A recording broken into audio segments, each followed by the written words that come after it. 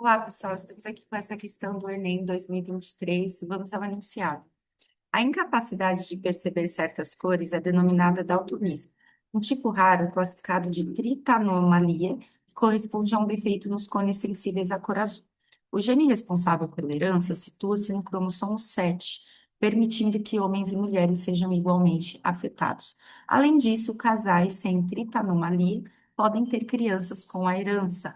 O padrão dessa herança rara é, só que a gente tem que tomar um certo cuidado, porque ele começa falando de daltonismo, mas depois ele quer saber especificamente sobre esse tipo raro que é chamado de tritanomalia, e ele dá uma informação aqui muito importante, que ele diz que o gene responsável pela herança dessa tritanomalia está no cromossomo 7. Então, gente, quando ele diz aqui que está no cromossomo 7, fiquem sempre atentos nisso, quando aparece que está ligado ao tal cromossomo. Porque se trata de seres humanos e não está no 23º par, ou seja, não está nem no X e nem no Y. Então, quando ele fala em cromossomo 7, é um autossomo, não é um cromossomo sexual, né? O X e o Y não estão no cromossomo 7, eles estão lá no 23º par.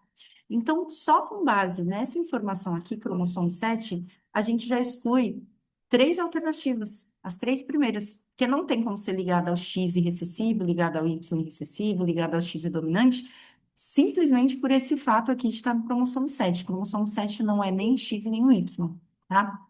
Ele ainda vem com outras informações importantes. Então, por exemplo, quando ele diz que homens e mulheres são igualmente afetados, fica difícil ser ligado ao Y, nem existe ligado ao Y e recessivo, existe restrita ao sexo, né? Ligada ao Y, e aí é restrita ao sexo masculino. Então, o fato de ser ligado ao cromossomo X já exclui essas possibilidades aqui de X, aliás, de ser ligado ao cromossomo 7, já exclui essas possibilidades, ligado ao X e ligado ao Y. Agora, como saber, já que agora eu já sei que é autossômico, porque ele deixa claro aqui que é no cromossomo 7, como saber se é autossômico e recessivo ou se é autossômico e dominante? Ele traz uma informação muito importante, que ele diz aqui no final, que casais sem tritanomalia podem ter crianças com herança. Gente, numa herança dominante, tem como os pais, sem ter aquela manifestar aquela característica, ter um filho que manifeste? Não tem. Porque se a herança é dominante, obrigatoriamente, aquele filho que manifesta herdou aquele alelo dominante de um dos pais. Pelo menos um dos pais passou aquilo. Então, pelo menos um dos pais tem que manifestar aquilo também, porque quando a herança é dominante, basta um alelo dominante para manifestar. Então, não tem como, num padrão de herança autossômico dominante, os pais não terem, agora diz aqui, ó, casais sem tritanomalia, terem um filho com a herança. Então, por aqui a gente já vê que é autossômico e recessivo. E aqui a gente tem que tomar um certo cuidado, porque ele começa falando de daltonismo.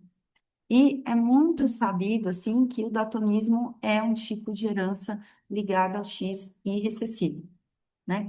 Então, se você confundir, achar que ele está falando de daltonismo, você pode simplesmente falar, é ligado ao X recessivo, está falando de daltonismo. Mas não. Ele começa falando de daltonismo, mas aí ele vai falar de um caso raro, cujo gene se encontra no cromossomo 7.